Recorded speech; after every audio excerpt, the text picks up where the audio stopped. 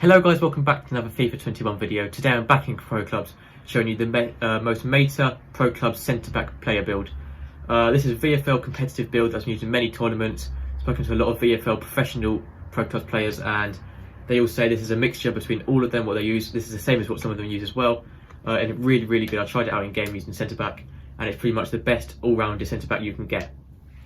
On Ultimate Team, pace is pretty much the most important thing, even with centre-backs.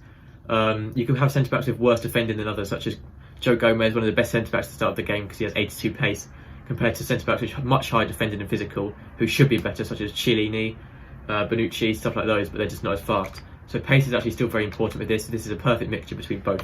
So the height is 6'2", which is pretty much sort of the average, but a very good height for most centre-backs, and especially when you've got both the pace and defending stats upgraded, that is going to be so good. The weight is 152 pounds. It's slightly leaner, but this does help with pace and doesn't really make much difference in game to the defending itself. For the gameplay, you obviously want to be a defender, and you also want to be centre.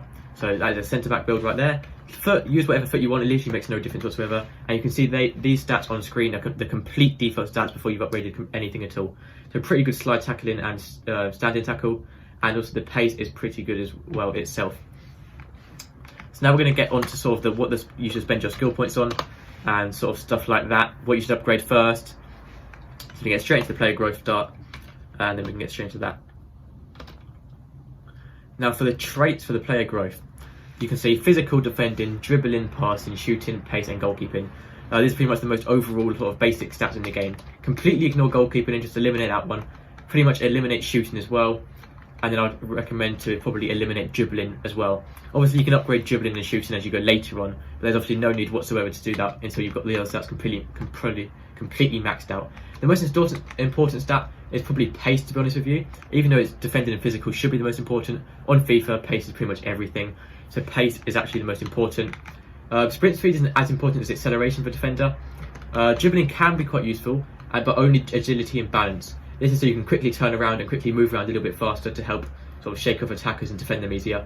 But dribbling, ball control, attack position and skill moves are all pretty irrelevant from there. So agility and balance are the only ones you should be focusing on dribbling. Defending and physical are very important themselves as well. So I recommend pace, defending and then physical in that order. Sort of physical and defending sort of the same really. So the pace, I recommend to more focus on acceleration. Obviously sprint speed is pretty much very important as well, but as you can see by default acceleration is much lower than sprint speed anyway. So you may as well go with acceleration first and sort of upgrade that until you're about even, then start upgrading them one by one. So I'm not going to bother upgrading this now, as this is on my second account where I'm not actually going to play any games, just so you can see what it looks like completely based. So now for the defending, this way it gets a bit more complicated, there's more stats to upgrade. There's interceptions, defensive aware, stand tackle and slide tackle. Stand tackle is obviously the one where you stand up, stick your leg out and press B or circle on PlayStation, and then slide tackle is where you press X or whatever button it is, I think square maybe, on PlayStation, and slide in. So I recommend more importantly is stand tackle. Slide tackle you don't really want to use as much in game. It can be useful in some situations, but if you're spamming in slide tackle you're probably going to give away quite a lot of fouls. I recommend stand tackle and interceptions. Defensive awareness sort of is quite under the radar really. Nobody actually upgrades that very much, but there isn't really any specific things to upgrade it. I'm pretty sure it just comes with playing the game over time and stuff like that. You can see there's no upgrades here for it in particular. So I recommend trying to focus on interceptions and stand tackle most, but pretty much they're all as important as each other really in the defending sort of thing. You need to be quite all-rounded defender. So apart from passing is actually quite important. You don't use it as much as centre-back. Long passing is probably not quite as important, but short passing can be quite useful to sort of pass into the midfield or out to the fullbacks.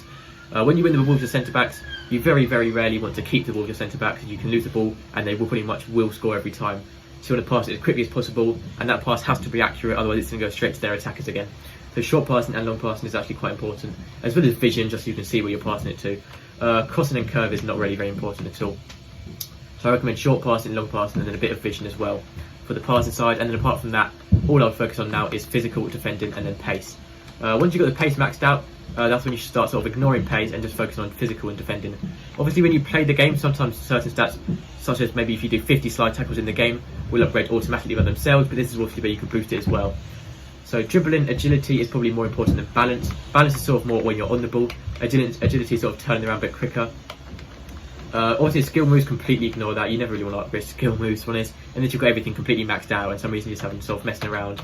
Now for the physical, I actually recommend strength and stamina the most out of all of these two. Aggression can be quite important, but you can see just how high that is already by default, probably the highest that there is, as well as reactions, so I wouldn't focus on those two as much.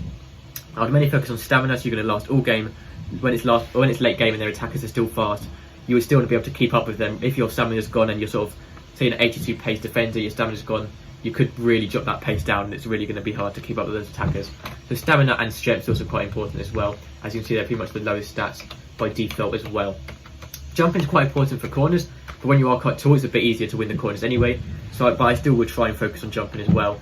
But that is pretty much it for this video. I don't really think there's much more to say.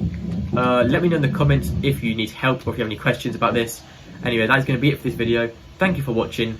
Subscribe for more FIFA 21 videos like these, and I'll see you next time. Goodbye.